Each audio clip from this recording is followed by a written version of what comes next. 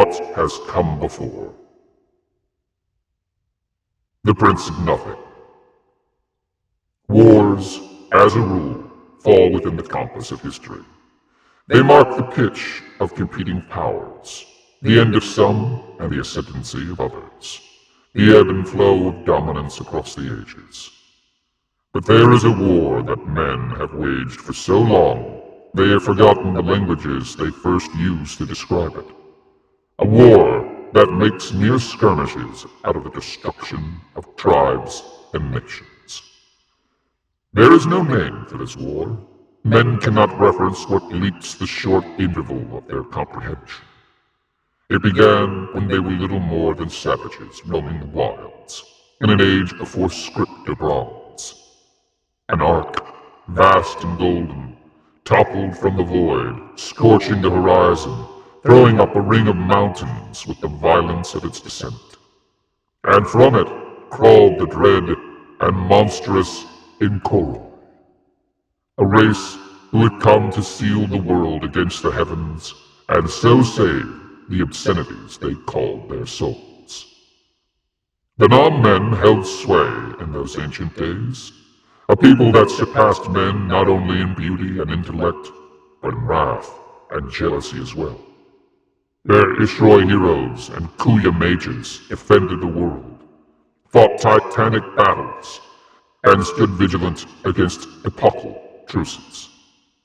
They endured the Incoroi weapons of light, watched their enemy wilt before their own.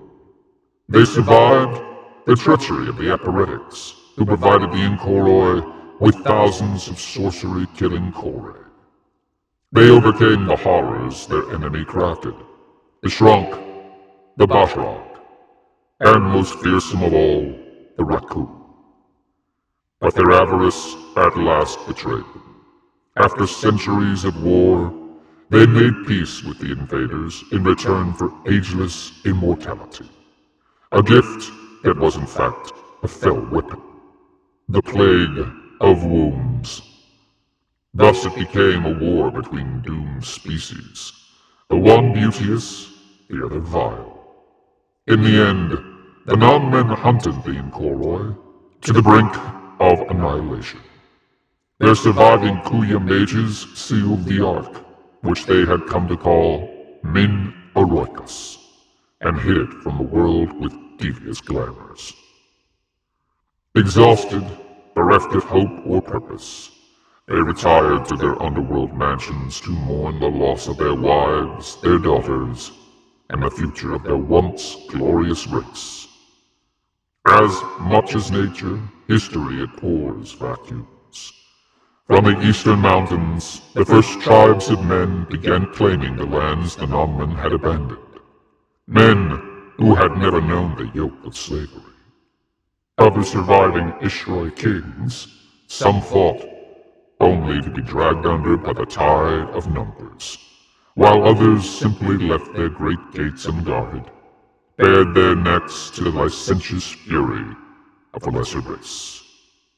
So began the second age, the age of men.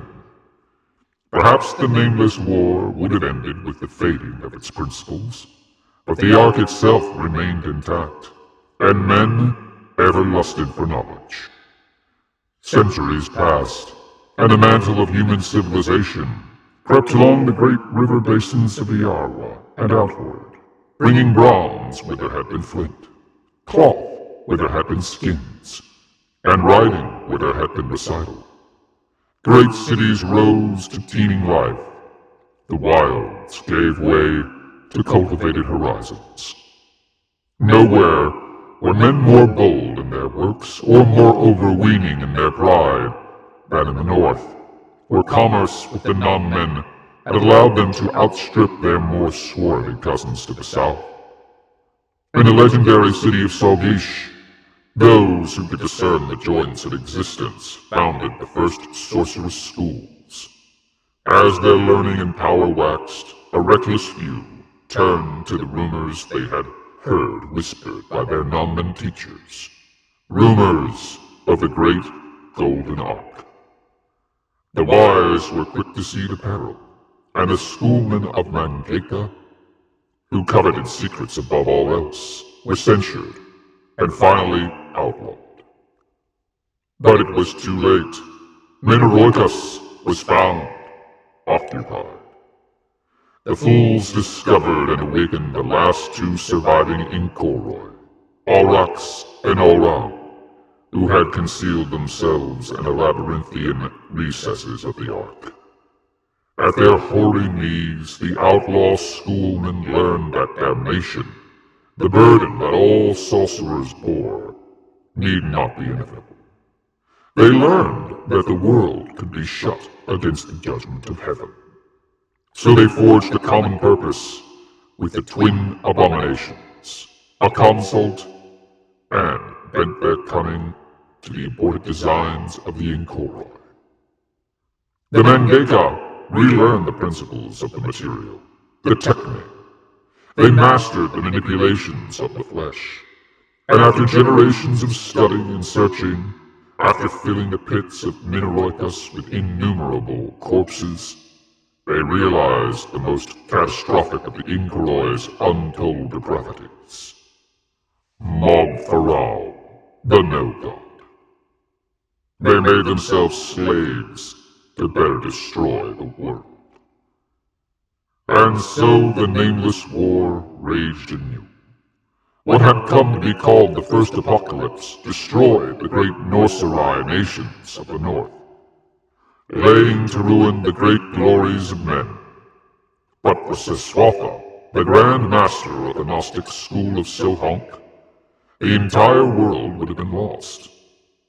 At his urging, Anasarindra Selnomos, the High King of the North's mightiest nation, Kunieri, called the tributaries and allies to join him in a holy war against Menoroicus, which men now called Galgotharath. But his ordeal foundered, and the might of the Norserai perished. Seswatha fled south to the Ketye nations of the Three Seas, bearing the greatest of the legendary Inkoroi weapons, the Heron Spear. With Anaxaphus, the High King of Kyrenius, he met the No-God on the plains of Mengeta, and by dint of valor and providence, overcame the dread whirlwind. The No-God was dead, but his slaves and his stronghold remained. Golgotharath had not fallen, and the consult, blasted by ages of unnatural life, continued to plot salvation.